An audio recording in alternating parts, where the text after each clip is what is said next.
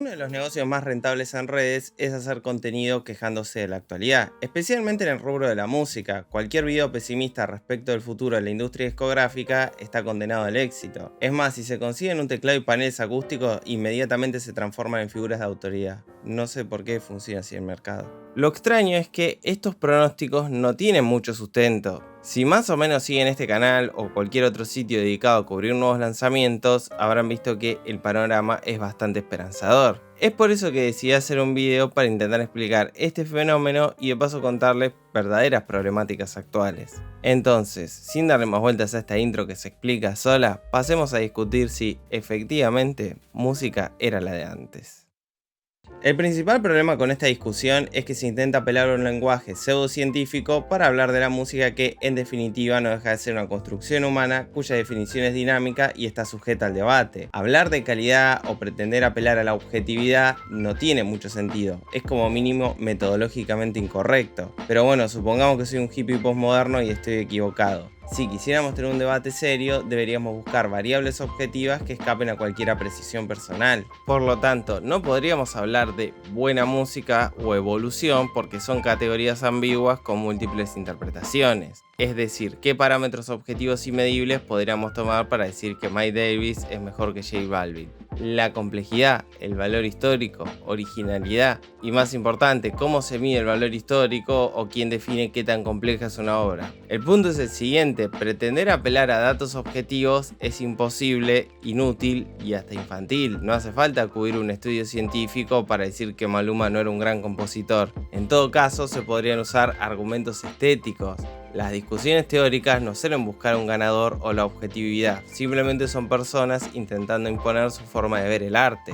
Obviamente es necesario argumentar tomando datos de la realidad, pero no se busca llegar a la verdad objetiva. Esta necesidad de evaluar el arte en términos de calidad nace producto de una forma errónea de valorar la historia. El sistema educativo nos enseña a ver la historia en términos de progreso y retroceso. Por eso muchos hablan de evolución o involución. Para darles un ejemplo, en una entrevista, Patricio Sardelli de Airbag dice que la música llegó a su pico de excelencia allá por el siglo XVIII para luego decaer, como si fuese una especie de campana de Gauss musical. Lo mejor de la música ya pasó hace muchos años. Todo en la vida, en la historia, tiene una curva y llega a su pico, su meta. Y la música lo hizo también en 1800, con la música clásica, con Beethoven, Mozart. Aclaro que lo pongo a él para ilustrar un pensamiento que está instalado en el sentido común. Además, es un músico con 20 años de trayectoria. Poner a Ben Shapiro o cualquiera de sus amigos medio terraplanistas no tiene sentido. Este razonamiento presenta dos problemas. Primero, la historia es una construcción. Si bien tiene sus bases en documentos o evidencia física, la interpretación o las conclusiones respecto de esos datos no deja de ser una construcción. Para que se entienda, por lo general estamos acostumbrados a pensar la historia como una serie de eventos que se fueron dando de forma lineal. Sin embargo, cuando uno empieza a investigar al respecto, notamos que todo es mucho más caótico.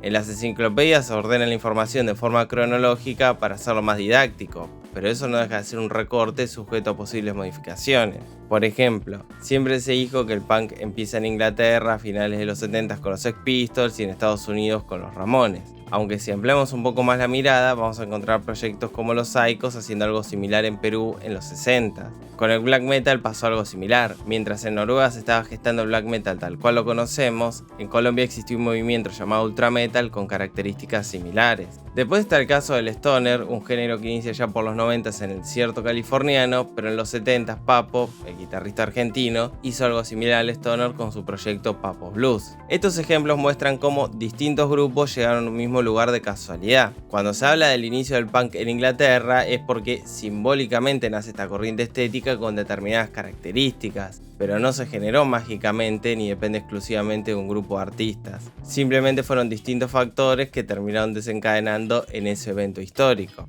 Ahora, si bien no creo que haya una especie de conspiración contra América Latina, es cierto que el foco siempre se pone en Europa, lo cual me da pie para hablar del próximo punto del video: el eurocentrismo. Si cursaron historia del arte, ya sea en la escuela primaria o en la universidad, habrán notado que cuando hablamos de historia del arte, en realidad es el arte europeo. Salvo casos aislados, nunca se habla de arte latinoamericano, asiático o africano. Si quieren indagar sobre estos temas, deberán buscar información sobre arte latinoamericano o la zona geográfica que deseen.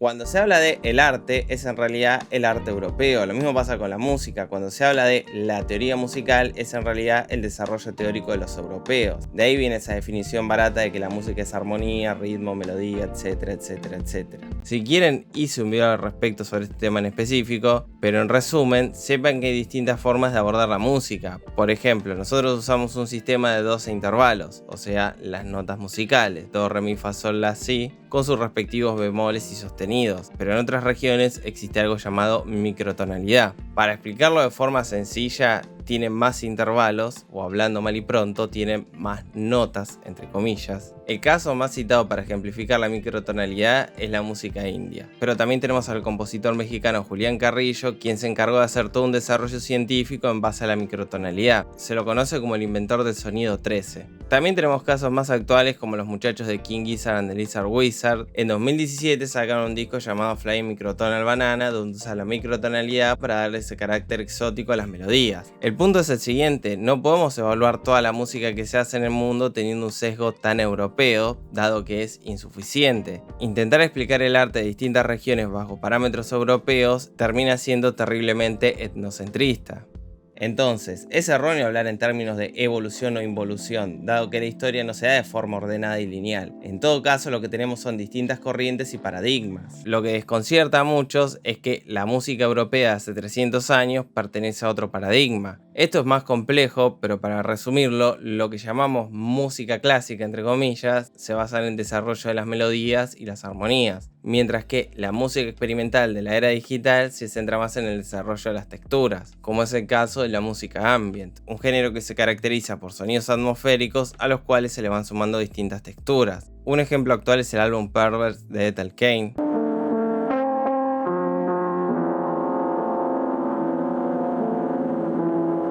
Después hay ejemplos más ruidosos como la discografía de Skrillex, Sophie o Igloo Ghost. En lugar de basar la obra alrededor de una melodía o determinada progresión de acordes, van generando tensión y expectativa en base a los distintos sintetizadores y sonidos que parecen sacados de otra dimensión. O sea, esto no es la evolución de la música, ni llegamos a un estadio irreversible donde toda la música va a sonar así. Solamente es una tendencia actual y deberíamos tomarla como tal. Quemarse los sesos debatiendo si esto es mejor o peor que Bach es una pérdida de tiempo. Habiendo aclarado que no tiene sentido pensar la música en términos darwinianos, cuando se dice música era la de antes, no están comparando a Mozart con Bad Bunny. En realidad están comparando la música popular actual con la de los 80s o los 90s. El argumento es siempre más o menos el mismo. Mientras que en los 90s teníamos a Nirvana, Britney o Thalía, hoy tenemos a María Becerra, Bad Bunny y Shawn Mendes. Los nombres propios son indistintos, lo que denuncian es una falta de variedad y una pereza a la hora de componer. Este razonamiento nace producto de una mirada idealizada del pasado donde solamente resaltan los aspectos positivos, y pasaré a dar ejemplos. En los 60s aparecieron miles de bandas copiando a los Beatles, no solo en lo musical, también la propuesta estética. En los 80s pasó lo mismo con el hair metal y todas estas bandas de hard rock con peinados locos. Después en los 2000 tuvimos un fenómeno parecido con la ola de bandas imitando a los Backstreet Boys, los proyectos de rap metal intentando ser los próximos Limp Bizkit o la ola de bandas de pop punk copiando a Blink. Desde que existe la industria discográfica como la conocemos, se viene repitiendo este patrón. Una banda propone algo novedoso, se pone de moda y otros sellos discográficos intentan replicar el éxito con artistas similares. Con el paso del tiempo, los imitadores quedan en el olvido y suelen triunfar los proyectos más genuinos o propositivos. Artistas como Nirvana, los Beatles y hasta Limp Bizkit tienen esa capacidad de interpelar a la gente a través de los años. Alguien podría venir y decirme que, si bien mi razonamiento es correcto, la música de antes era más genuina. Cuando uno entraba a los charts encontraba bandas como Queen, Nirvana o Michael Jackson, mientras que hoy el pop y el rock de verdad fue reemplazado por el reggaetón, el trap o la música que quieran. El máximo impulsor de esta teoría es Rick Beato, un productor musical histórico cuya opinión me parece valorable, pero muchas veces peca de nostálgico, como es en este caso. Si agarramos los charts de cualquier año, la música de moda es más o menos siempre la misma. Por ejemplo, en 1997, cuando salió OK Computer de Radiohead, ni figuraban los 10 primeros de Billboard. La mayoría de los singles populares de ese año fueron hip hop y pop. En 1975, el año que salió Wish You Were Here, Pink Floyd no aparece en los charts, pero sí encontramos a Captain Antainelli, un dúo que jamás escuché en mi vida, pero el tipo hace un cosplay de marinero bastante simpático. De paso, en 1975 en el puesto 15 estuvo Kung Fu Fighting.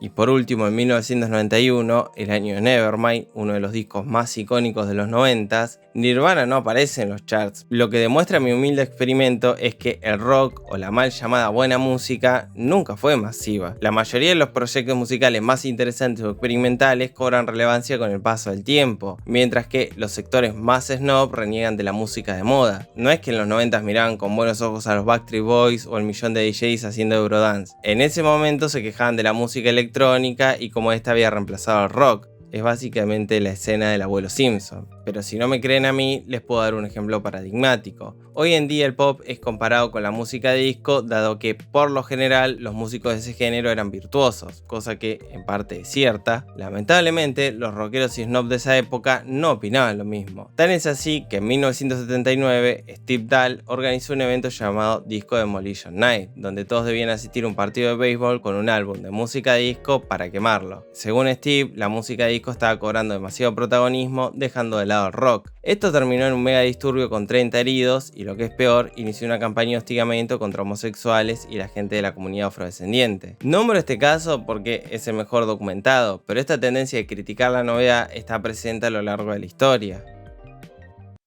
Habiendo aclarado que no hay forma de determinar si la música está en un perpetuo estado de decadencia, la discusión pierde sentido, más que nada porque nos impide hacer análisis realistas sobre el momento actual. Resulta hasta agotador tener que andar explicando que hoy en día somos afortunados, dado que gracias a la era digital la distribución dejó de estar en manos exclusivamente de las multinacionales. Históricamente, para poder distribuir un disco eran necesarias las copias físicas, ya sea una cinta, vinilo, CD o lo que sea. La distribución pasó a ser un negocio controlado por empresas gigantes. Es cierto que cualquiera podía iniciar una carrera de forma independiente, pero estaba en desventaja. Ningún sello independiente o músico tenía el capital necesario ni infraestructura para poder competir con las multinacionales. En la actualidad se puede subir la música a Bandcamp o la plataforma que deseen y distribuir el material con una inversión mucho menor. Gracias a esto conocí grandes artistas como por ejemplo Asian Glow, un multiinstrumentista coreano que hace shoegaze. Por otra parte, tenemos acceso a casi toda la música que se hizo. Es más, muchas bandas olvidadas en su momento como American Football, Slint y hasta los ya mencionados Psychos tuvieron su reconocimiento tardío gracias a los foros de internet. Habiendo dicho eso, no tenemos que celebrar cualquier avance tecnológico ciegamente. Esto es tan peligroso como sobrevalorar el pasado. En cuanto a lo económico, los servicios de streaming terminaron formando monopolios, creando un sistema injusto donde nuevamente las empresas ganan millones, mientras que los músicos se quedan con una fracción de esa fortuna. Esto ya existía en el pasado, pero ahora tiene un componente más nefasto. Hay música generada por inteligencia artificial desplazando a músicos reales. Y no es una teoría conspiranoica, hay bots en Spotify generados por una inteligencia artificial. Pero además, existen demasiados avances tecnológicos diseñados para copiar. Como ya dije antes, siempre la industria buscó replicar el éxito de artistas populares, pero hoy en día es mucho más fácil. Cualquiera con acceso a internet puede usar aplicaciones como Zuno y hacer, no sé, reggaetón genérico o la música que quieran. O sea, no creo que los bots de Spotify puedan destruir el arte como la conocemos, pero sí es un llamado de atención. A lo que voy es que si nos centramos en debates inútiles, perdemos de vista los problemas reales que afectan a los músicos. Lo paradójico de toda esta situación es que los pronósticos apocalípticos terminan siendo una profecía autocumplida. Si la mayoría de los canales de música tienen una mirada tan pesimista, no veo forma posible de construir una audiencia crítica y curiosa. Jamás vi a esta gente recomendar artistas actuales como Black Country Rock, King Krul, Shake Bang Mafia o cualquiera del circuito alternativo. Siempre es más rentable criticar a Bad Bunny o el artista de moda. El problema es que si nos quedamos añorando un pasado ideal que jamás existió, es imposible hacer un análisis realista del panorama actual. No digo que apoyen a cualquier artista solo por ser nuevo, pero sí es importante difundir el under. Si en lugar de formar espectadores nostálgicos alimentaran la curiosidad, seguramente tendríamos debates más ricos. Y con eso me gustaría terminar este video. No sin antes agradecerle a los miembros del canal, esta gente que mensualmente hace un aporte económico para que el canal pueda existir, así como también quienes comentan, comparten, se suscriben, me siguen en Instagram, TikTok y toda red social que encuentren por ahí. De momento me despido y nos estaremos viendo la semana que viene.